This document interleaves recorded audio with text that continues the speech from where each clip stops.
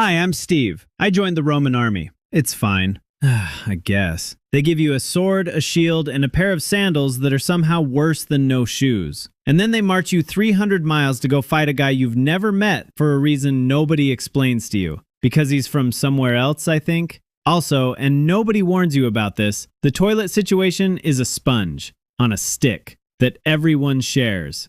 Anyway, that's day 1. It does not get better. Here's how the next 25 years go. Day 1. They hand you a wooden sword. Not a real one. Wood. You hit a post with it for about 6 months while a guy yells at you in a language you're still learning. This is training. The helmet is the wrong size. It always is. There's a guy in charge of helmets and he's given up. You take what you get and you say thank you, because the alternative is a very specific kind of trouble. The marching. I should mention the marching. You walk 20 miles a day with 60 pounds of stuff on your back. And when you get where you're going, your reward is you build a camp. You build it with a shovel. Then tomorrow you tear it down and walk 20 more miles. I didn't join for the walking. I joined because the recruiter said there'd be glory and land and a pension if I lived to old age. He did not mention the walking.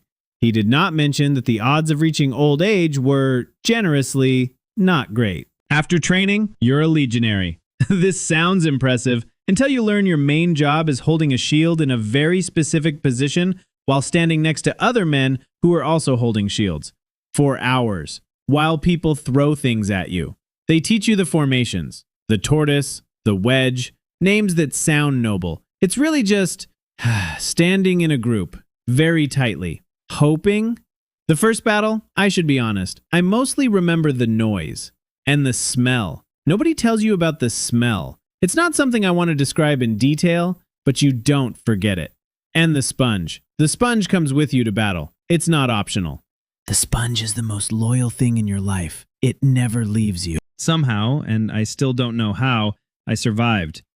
You survive long enough and they start calling you a veteran, which mostly means you now get to watch the new recruits make the same mistakes you made while you stand there knowing exactly how bad it's about to get. The new guy asks you for advice.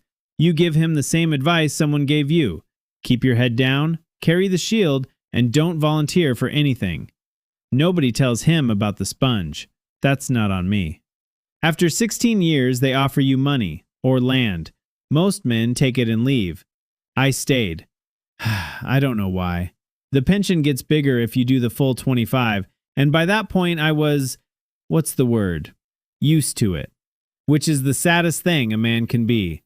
And then, 20-something years in, they make you a centurion, which means you're in charge. Which means you're now the guy yelling at some new recruit about his helmet being the wrong size. And you understand finally why that helmet guy gave up. The vine stick. They give you a stick, a vine branch, and that's how you hit people. It's a whole thing. It's a symbol of your authority. It's a stick. You've been here 20 years, and the big reward is a stick you're allowed to hit people with. It's fine. So that's it. 25 years. From a kid with a wooden sword to the guy with the stick. And when it's over, you get your land, your pension, and a lifetime of standing in formation in your dreams, smelling things you'll never stop smelling. Rome never tells you thank you. Rome doesn't do thank you. Rome gives you a plot of dirt and lets you go, which, honestly, after the sponge situation, felt generous. If you made it this far, congratulations. You now know more about Roman toilet logistics than you ever wanted to. Subscribe if you want to find out how Steve does as a pirate. It goes about as well as you'd think.